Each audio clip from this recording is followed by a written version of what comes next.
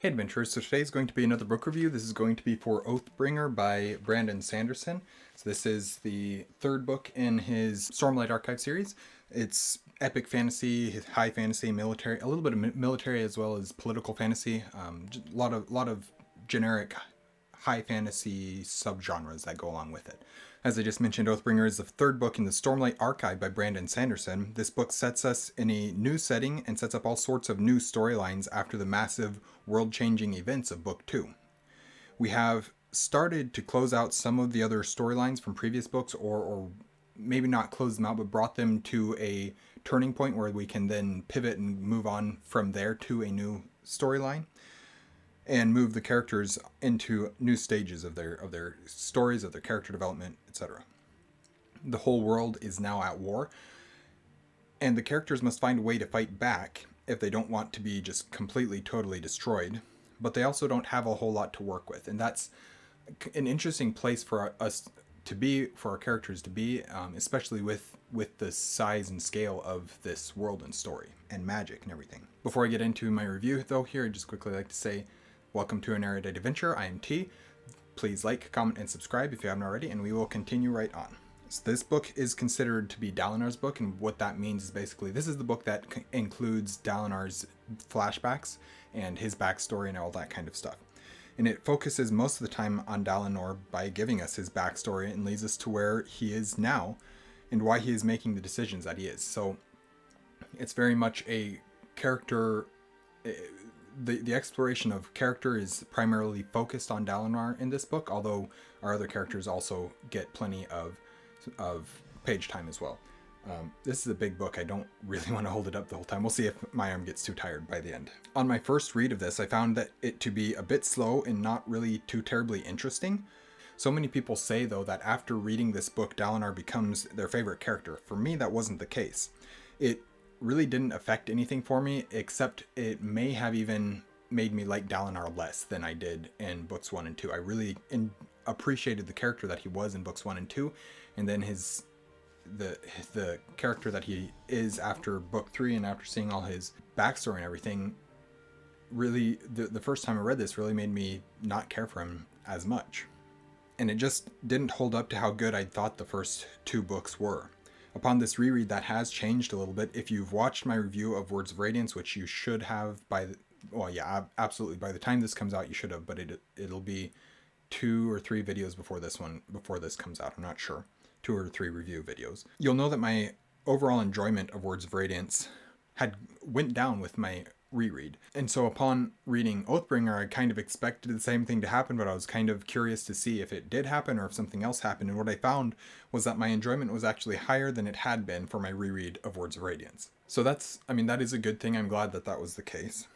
I thought the story that was being told of a mounting resistance against an unstoppable, unkillable force, while it gained momentum and swept over the entire continent, leaving destruction in its wake, was actually surprisingly well told, because of the whole goal of this book is to set up and mount a resistance against this, to forge an alliance that can actually fight against this overwhelming force. We see the desperation of our characters as they're forced to learn so many new things while not having the tools or teachers to help them. The new setting, we don't understand this new setting. It is barely functional as a shelter. Our characters are still just discovering their powers, just discovering their abilities and what can be done with it. And although we have some that are quickly gaining some skill, it is not enough to turn the tide of the battle. So they have to pretty much figure everything out on their own, and most of the things that they have discovered remain locked to them. They don't have access to the things that they need in order to fight this battle.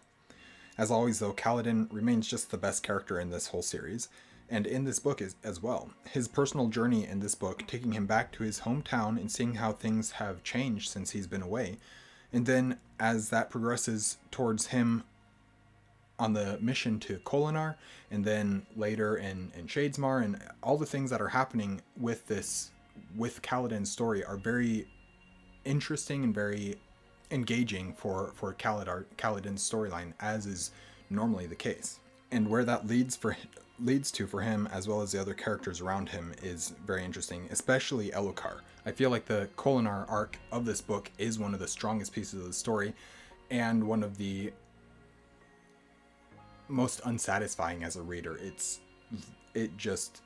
is not a satisfying conclusion to that specific part of the story arc, and then we move on into the rest of the book, and you feel like something has gone terribly wrong and it shouldn't have happened the way that it did. It really feels like you're missing out on something important.